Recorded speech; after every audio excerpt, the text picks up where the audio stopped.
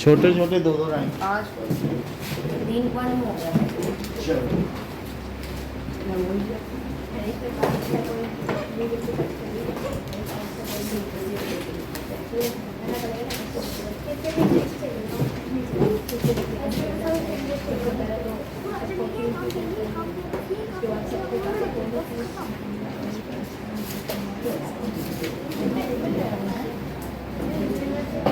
Chapter 2 history class 8 exercise solution.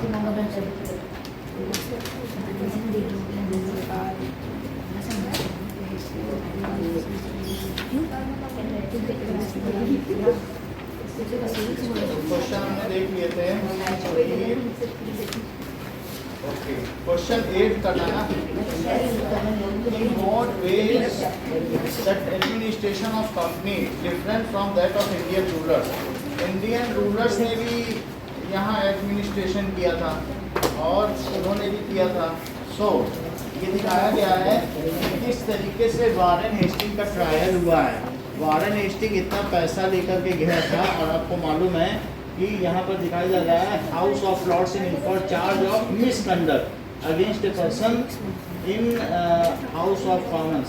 तो against a person उन्होंने कहा कि तुमने भारतीय लोगों का शोषण किया इस बात को कि ऐसा, जबकि उन्होंने खुद स्लेवरी को बढ़ावा दिया। यूरोपियंस ने दिया था कि नहीं, स्लेवरी खूब चलती थी।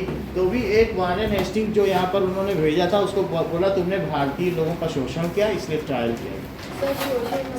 That is exploitation. एक्सप्लॉइट कर दिया उनको, मतलब उनको उनके अधिकारों से you have deprived them from their basic fundamental rights. तो इस चीज़ के लिए उनको क्या किया गया, ट्रायल चलाया गया। सर जिसमें सर आपने सर भेजे थे उसमें तो सर सिविक्स लिखा हुआ था। सिविक्स से तो 2 क्वेश्चन भी बच रहे हैं ना इसमें। ट्रायल का क्या मतलब है? ट्रायल का मतलब है कि उनको वहाँ पर कटघरे में खड़ा किया गया कि जैसे नहीं होता है कि कोर्ट मार्शल करना है, किसी का ट्रायल करना, तो उसके बाद फिर उसको सजा दी जाती है।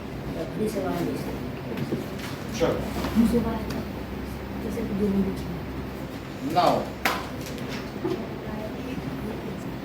सो 8th question is this, in what ways company का एडमिनिस्ट्रेशन भारतीय जो भारत का प्रबंधन था उससे वो कैसे भिन्न था। How the administration of company was different from the administration of Indian rulers. तो उनमें कोई डिफरेंस आप पाते हो अनमोल कि कंपनी के एडमिनिस्ट्रेशन में और यहाँ के एडमिनिस्ट्रेशन में क्या डिफरेंस है? कुछ डिफरेंस आप पाती हैं? तो चलो let us see how it was different. तो यही क्वेश्चन पूछा गया है कि, और फिर और भी चीज़ आपको दिखाई गई है कि यहाँ slave trade in south Africa, उनको जंजीरों से बांध के ले जाया जाता।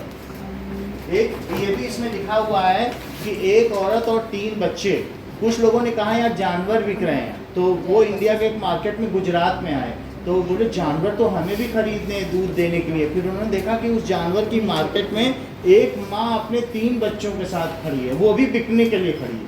ब्रिटिशर्स उसको बेच रहे हैं और 4 अलग अलग ग्राहक उनको खरीद रहे हैं। तो एक बच्चे को वो ले जा रहे हैं तो माँ बस उसको देख रही है और बच्चा भी अपनी माँ को देख रहा है कि एनिमल नहीं, ह्यूमंस की ट्रैफिकिंग हो रही है, slave trading.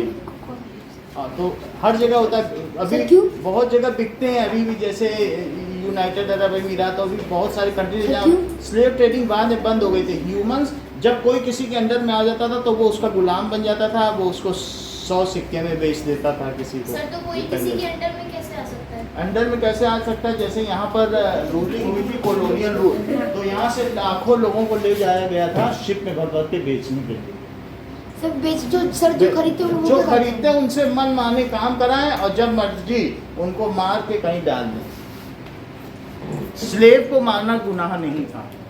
It was not illegal to kill your slave. उनको पैर से मारो, कुछ मारो, बस सब आपको दिखाना पड़ता था ये स्लेव मैंने इतने में खरीदा।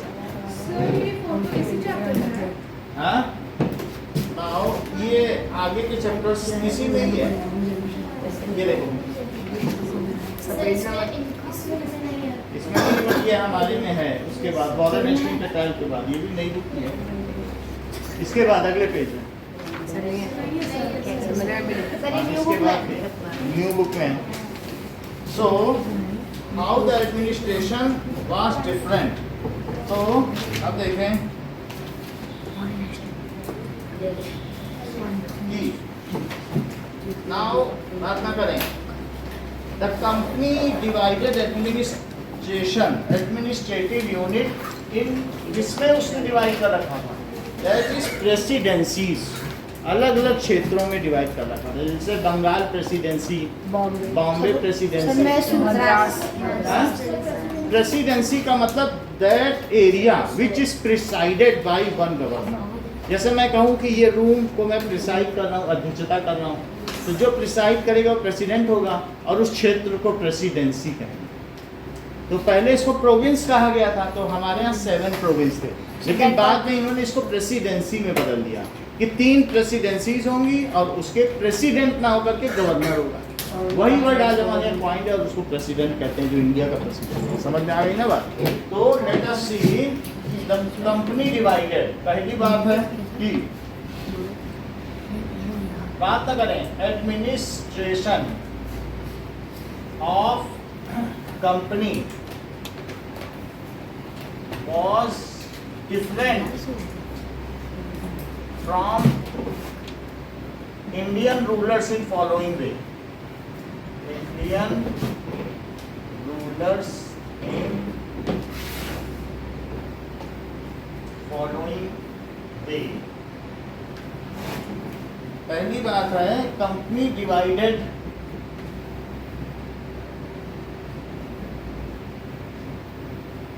India into presidencies।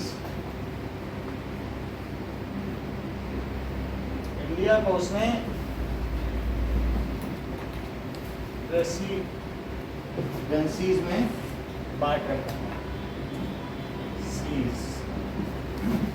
Like example Bengal presidency, Madras presidency, नहीं 3 ही थी बस, बाकी सबको मर्ज कर दिया था। Madras Bombay presidency and Bombay presidency.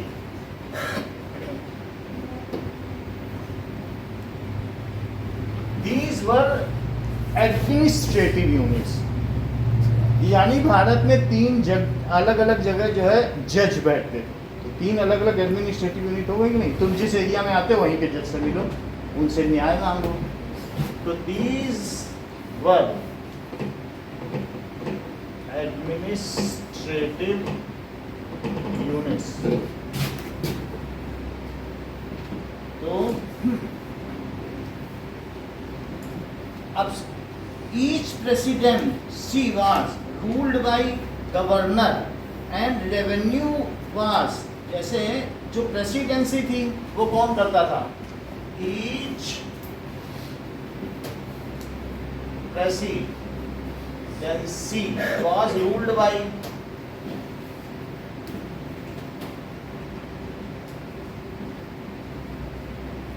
governor।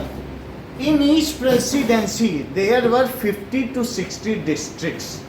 जैसे एक डिस्ट्रिक्ट जोधपुर हो गया ना, ऐसे 50-60 डिस्ट्रिक्ट मिला दो तब एक प्रेसिडेंसी बनती थी। और each the revenue in each district was collected by collector. ऐसा कलेक्ट किया जाता था ना, तो डिस्ट्रिक्ट छोटी यूनिट है, उससे भी बड़ी यूनिट प्रेसिडेंसी होगी। जैसे एक शहर है और एक राज्य, राजस्थान एक राज्य है और जोधपुर एक शायद डिस्ट्रिक्ट है।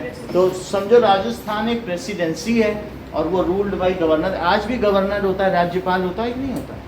तो और रेवेन्यू इन ईच डिस्ट्रिक्ट, इस सेंटेंस को पूरा करिए Srishti. Revenue in each district is collected by collector। सही है। So in each presidencies there were many district. In each presidency there were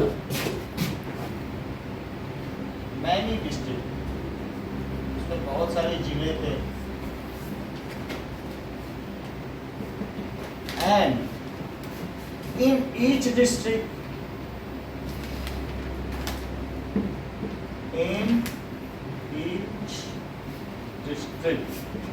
revenue was collected by?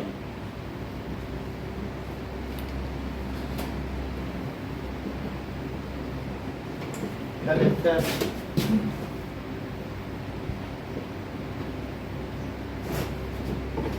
Next देखते हैं, the supreme head of administration was Governor General.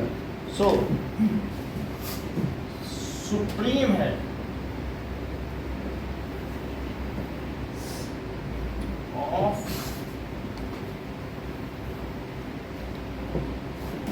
was Governor General in India.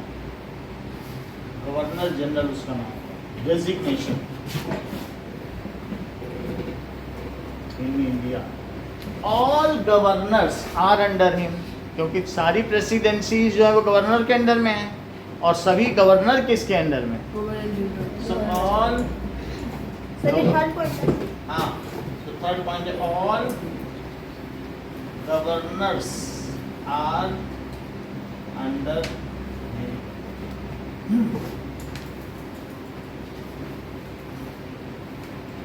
Governor general का क्या काम था? Governor general was to introduce administrative reforms, और collector का काम तो रेवेन्यू कलेक्ट करना था. सो जो governor general can make any rule और रिफॉर्म इन इंडिया, ये कुछ भी कर सकता था, नया रूल भी बना सकता. उस टाइम से कलेक्टर की पावर नहीं थी. बहुत बड़ी पावर थी. अभी भी आज बोलते हैं तुम कहीं के कलेक्टर हो क्या? इसका मतलब है जो अभी IAS अफसर बनता है ना किसी जिले का, तो अगर कहीं डिस्प्यूट हो रहा है तो कलेक्टर जाएगा, वो उस जिले का DC, उसको कहते हैं डिस्ट्रिक्ट कलेक्टर. आप क्यों बैठे हो? ये मर गए और इनके लिए ये कुछ हमको नहीं दे रहे हैं, इसका पैसा बोले लो 5 लाख का चेक जाओ. तो इतनी पावर होती है उसकी. अभी थोड़े 2 महीने पहले की बात, डिस्प्यूट वहीं का वहीं शांत कर, 10 लाख तक के तो वो वहीं शांत कर सकता है. सर वो सर गवर्नर जनरल के अंदर रहता सर कलेक्टर. गवर्नर जनरल के अंदर 3 गवर्नर, और 3 गवर्नर है, हर गवर्नर के अंदर 60 डिस्ट्रिक्ट, हर डिस्ट्रिक्ट में एक कलेक्टर. फिर से समझो, जैसे ये है तो ये जैसे ये है, पहले तो ये सब मिला ही हुआ था, तो उन्होंने मान लो 3 ऐसे प्रेसिडेंसी कर दी, तो अब ये प्रेसिडेंसी हो गई, ये वाली मुंबई हो गई. यस ठीक है, अब यहाँ पे कोई मद्रास कर दी होगी या बंगाल कर दी होगी, तो एक मुंबई की प्रेसिडेंसी हो गई, एक बंगाल की हो गई, और एक मद्रास जहाँ है वहाँ मद्रास की रही होगी.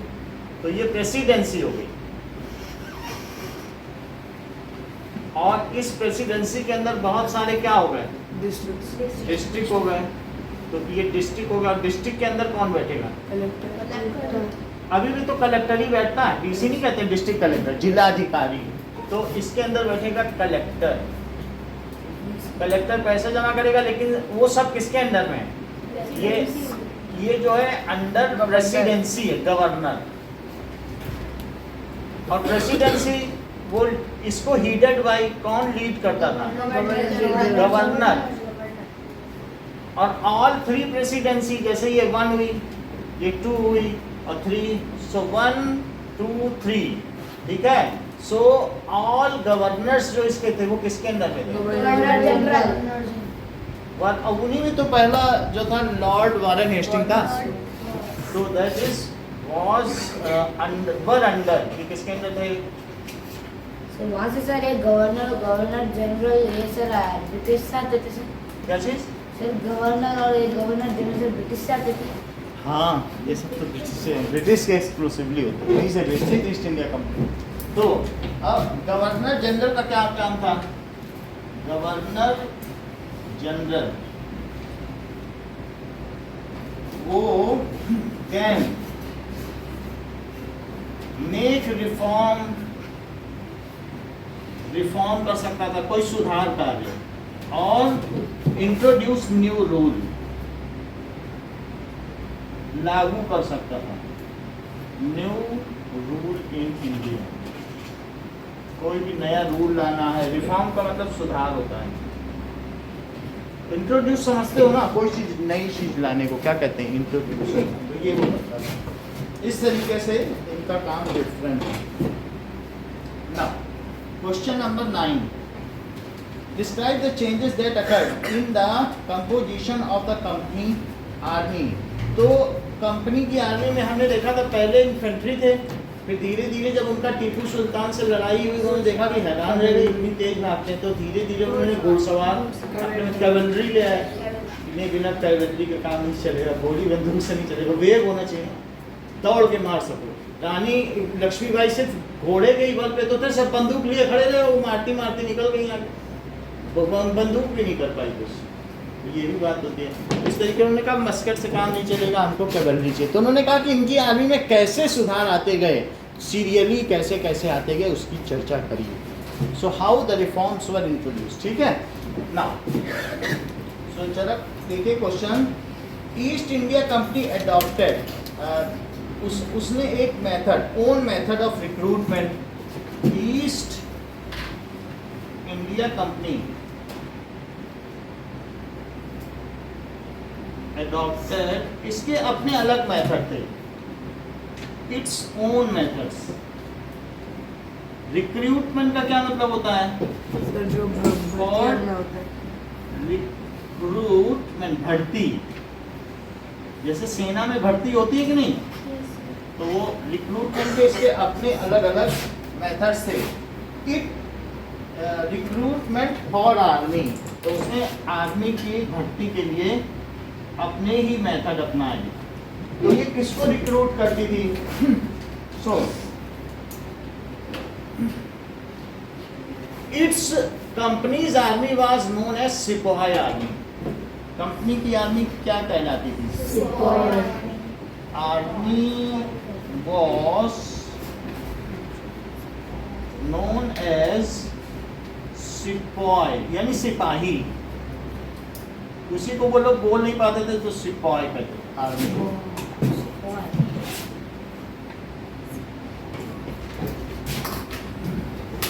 हर एक अपना एसेंट होता था, तो इंडियन इसको सिपाही कहते थे। सो आफ्टर 1820 में उन्होंने क्या किया? Cavalry needs, company needed cavalry. After 1820 में वो टीपू सुल्तान से कई बार हार गए होंगे, तो फिर उन्होंने सोचा होगा कि कुछ हमें करना चाहिए, तो they introduced, company introduced cavalry. अच्छा, जो कैवलरी है उसी को आप के रूप में दिखाया गया है, ऐसा घोड़ा जो मस्कट लिए हुए है, वही कैवलरी है। ये कैवलरी है, ऐसे सिपाही है। तो इसमें मारते कैसे हैं? अब वो कैसे भी, इनके पास खंजर भी होगा, तलवार भी होगी और बंदूक भी होगी, तीनों होते थे। इनको सर हॉर्स ट्रेनिंग दी जा रही थी। हॉर्स ट्रेनिंग भी जाती थी। तो इन्होंने इंट्रोड्यूस कर लिया।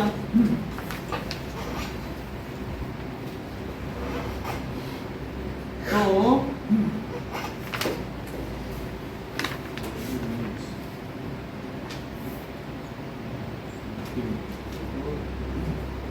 अब जरा देखो क्यों ऐसा किया। As British force and its sipahis were fighting in Myanmar, उस समय बर्मा कहलाता था, तो सारे सिपाही वहां चले गए, तो इनके पास सिपाही बचे नहीं, तो इन्होंने कहा किसको रिक्रूट करें, तो उन्होंने कहा कि अब हम कैवलरी को रिक्रूट करेंगे, वो ज़्यादा अच्छी है। वो ब्रिटिश का भी उस समय किसी से बर्मा में भी फाइट हो रहा होगा, तो इसलिए इन्होंने ऐसा किया। ठीक है, सो ठीक है, एज ब्रिटिश आर्मी कहाँ कहाँ फाइट कर रही थी? was fighting at that time in Burma. Burma का नया नाम क्या है? म्यांमार एंड अफगानिस्तान, दो जगह लड़ रही। तो इनको फिर ये हो गया। Cavalry soldiers were equipped with muskets और मैच लॉक्स। मैच लॉक समझते हो? वो माचिस से बारूद लगा के उसमें विस्फोट करना। सो कैवलरी सोल्जर्स कैसे होते थे? कैवलरी सोल्जर्स, दिल्ली में चले जाओगे तो वहाँ एक कैवलरी रोड भी है, वहाँ अभी भी आप देखोगे तो घोड़े में सैनिक निकलते हैं। सर वो इंडिया गेट के पास। हाँ, so cavalry soldiers were equipped with musket, इनके पास रहता था, लंबी बंदूक, musket and matchlocks।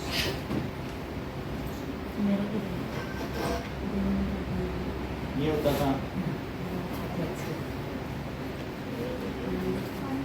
इसके अलावा it also continued to keep its infantry, ऐसा नहीं था कि फिर इसने इन्फेंट्री छोड़ी थी, but it was reformed with time, लेकिन समय समय पे उनको एक्स्ट्रा ट्रेनिंग दी गई तोपखाने की। हैं?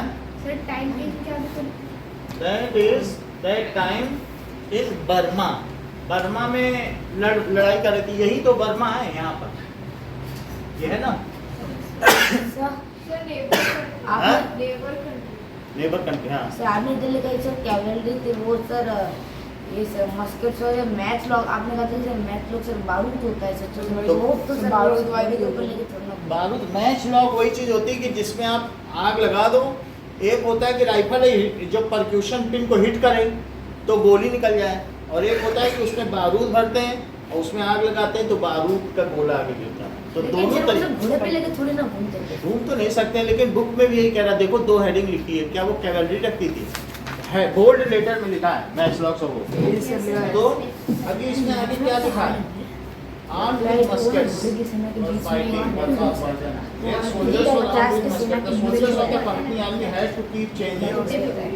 Now ये चीज कही गई है, तो ऐसा दिखाया गया है कि ये जो कंपनी के सोल्जर्स थे वो वहाँ मस्केट्स और मैच लॉक के साथ लड़ाई कर रहे थे।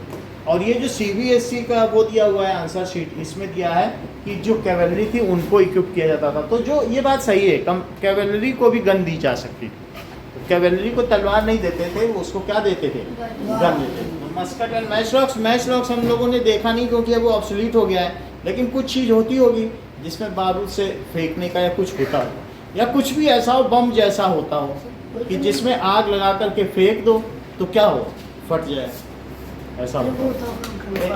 समझ में आ गई बात की सर नहीं? अभी भी सर एक बोतल टाइप का होता है सर। मैच लॉक्स क्या होगा, आग लगा के फेंकने वाला, मैं उसका फिगर दिखा देता हूँ। सर एक बॉटल के ऊपर कपड़े से आग लगाते हैं जैसा एक अभी भी होता है सर। अभी पता नहीं मुझको, मैं एक बार देख के आपको बता देता हूँ। वो पेट्रोल होता है उसका।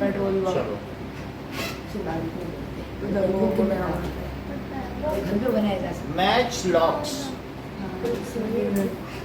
देखो, ये बहुत हिस्टोरिकल है, ये देखो, तो ये गन टाइप ही रहेगा, बट ओके वो दिखेगा नाउ। ये तो मैंने देखा हुआ है। ये देखो, मैं दिल्ली म्यूजियम में गया ये मोलेटो बोलते हैं। ये देखो,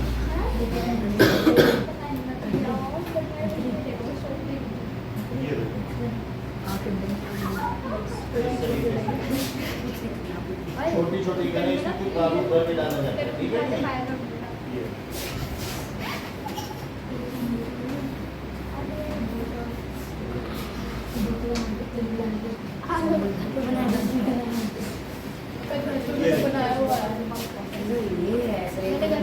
दिल्ली के म्यूजियम में पड़ा हुआ है। हाँ, तो ये हर जगह कहीं ना कहीं रखा होगा। मैं सब ब्रिटिश के हैं, ब्रिटिश के हैं ये। सर ये तो शॉर्ट गन है। सर ये तो यहाँ पे भी है। होगा जरूर, क्योंकि हर तरफ सर उनका उसमें क्या होता है, बारूद जैसे फैलता है तो पूरा आग की तरफ फैलता है। हो सकता है, तो वो वीडियो में देखेंगे तो पता चलेगा। अब आगे देखिए, ब्रिटिश, इसके अलावा क्या है,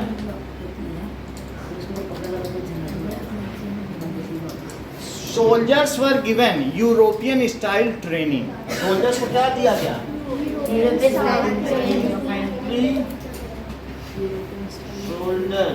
soldiers were given European style training.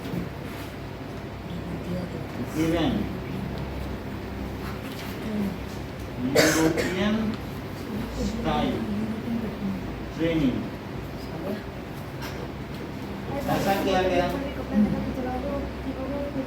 And caste and community feelings were ignored while building a force, कि कोई सारे निशान मिटा दो, सिख हो तो पगड़ी हटा दो, मुस्लिम हो तो दाढ़ी हटा दो, सारी उन्होंने निशान हटा दिए। इससे सेना में असंतोष हुआ। बोलो। सर वो इन्फेंट्री लिखा है क्या वहाँ पे? हाँ, इन्फेंट्री। इन्फेंट्री सोल्जर्स तो उनके अंदर में नहीं, इन्फेंट्री में वो नहीं आएगा, इन्फेंट्री। और all cast and religion symbols, ऐसे सिंबल्स को क्या किया गया? वर इग्नोर्ड while building army। बात नहीं करो, बात करने से क्या होगा? अभी ये पूछेंगे तो फिर आप इसके ये 4 पॉइंट्स नहीं बता पाओगे, इसको नोट करो, ठीक है?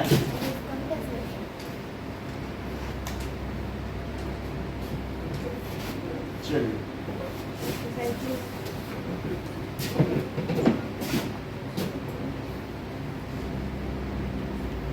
ओके।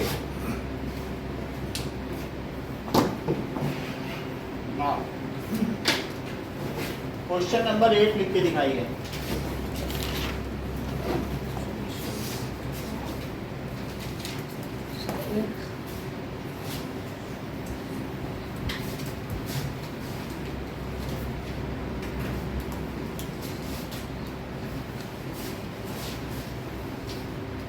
सर फर्स्ट लाइन से आप उसमें हेडिंग डालनी पड़ेगी।